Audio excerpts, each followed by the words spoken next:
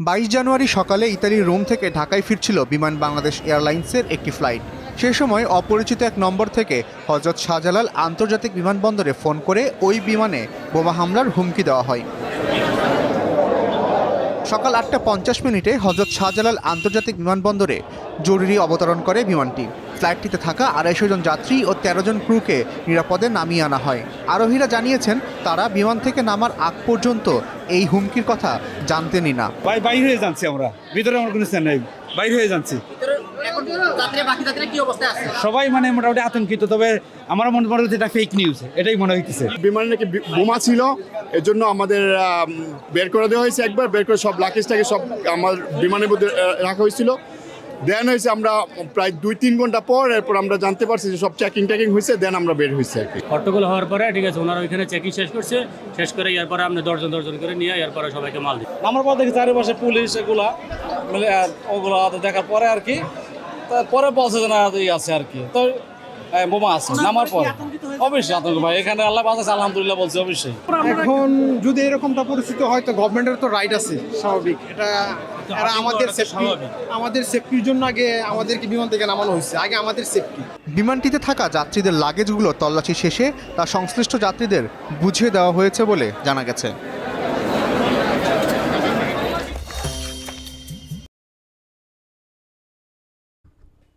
তো মোটামুটি যেটা বোঝা গেল যে ইউনূস সরকারের সাথে একটা বড়সড় প্র্যাঙ্ক করেছে কেউ। একটা অজানা নাম্বার থেকে ফোন এসেছে, সেই ফোনে হুমকি দেওয়া হয়েছে যে ওই বিমানে বোমা হামলা করা হবে। একটা বড়সড় প্র্যাঙ্ক করেছে ইউনূস সরকারের সাথে কেউ। এখন এই ধরনের প্র্যাঙ্ক কারা করে?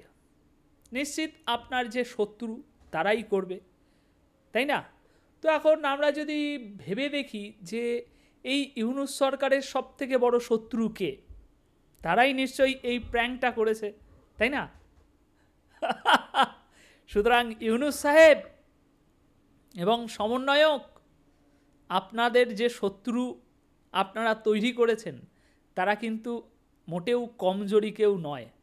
এত বড় একটা প্র্যাঙ্ক করে ফেললো আপনাদের সাথে, আর আপনারা হাত গুটিয়ে সেই প্র্যাঙ্কে ধরা দিলেন। মহা ভুয়া সেজেছেন আপনারা। সত্যি আপনাদের শত্রুদের দাঁত দিতে হয়, কমজোরি ভাবছেন, তাই না? আচ্ছা, যাই হোক, এখন যে হোক করেছে। আমি একটু অন্য একটা নিউজে একটু হালকা করে যেতে চাই।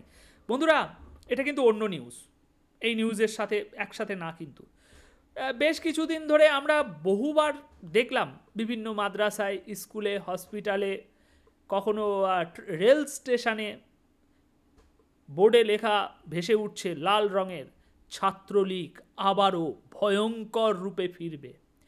তো ছাত্রলীগের সেই ভয়ঙ্কর রূপে ফেরার বার্তা কিন্তু আর আমরা দেখতে পাচ্ছি না। বেশ কয়েকদিন হলো এই শেষ আমরা দেখেছিলাম রেল স্টেশনের একটা সাইনবোর্ডে লেখা আছে। তো এখন এই ছাত্রলীগ কিছু না কিছু তো অবশ্যই করছে।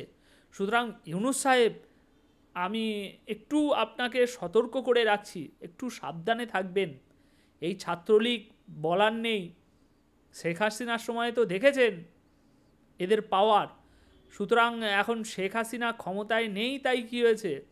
মনে হয় না এই ছাত্রলীগকে যতটা আপনারা হালকাতে নিচ্ছেন, এই ছাত্রলীগ ততটা হালকাতে ভেসে বেরিয়ে যাবে, মনে হয় না। বাদ বাকি এখন আপনার বিচার। তবে আমি বারবার বলবো, এই ছাত্রলীগকে কিন্তু এতটা হালকাতে নেবেন না।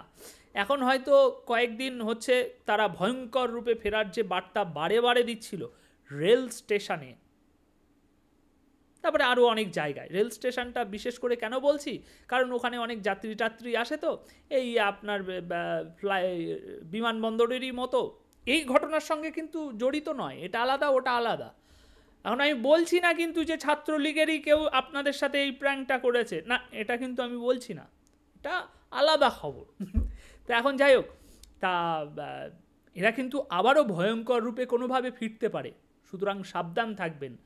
আর এই যে প্র্যাঙ্কটা আপনাদের সাথে হয়ে গেল, একটু খোঁজ খবর লাগিয়ে বের করুন তো। আপনাদের এই পাকিস্তান থেকে তো এখন নানা রকম সব টেকনোলজি আসছে, উন্নত মানের সব টেকনোলজি আসছে পাকিস্তান থেকে, তা আপনাদের সাথে এত বড় একটা প্র্যাঙ্কে করে ফেললো, বিমানে বোমা হামলা হবে, ছোটোখাটো ব্যাপার নাকি? কোন দিন তো এর থেকে বড় কিছু আপনাদের মানে টাকের খোপড়ি ফোপড়ি সব উড়িয়ে দেবে।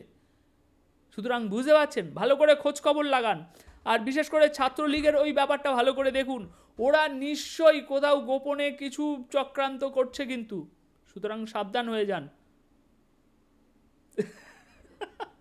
এখন বন্ধুরা যাওয়ার আগে ছোট্ট একটা ভিডিও, যাওয়ার আগে আপনাদের একটু মন্তব্য জানতে চাইছি যে এই যে একটা প্র্যাঙ্ক, এই যে একটা মজা, এই যে একটা রহস্য, ইউনূস সরকারকে এরকম তুড়ি মেরে ইউনূস সরকারকে জোকার বানিয়ে দেওয়া হলো, এটা কারা করতে পারে? এর পিছনে ঠিক কারা থাকতে পারে?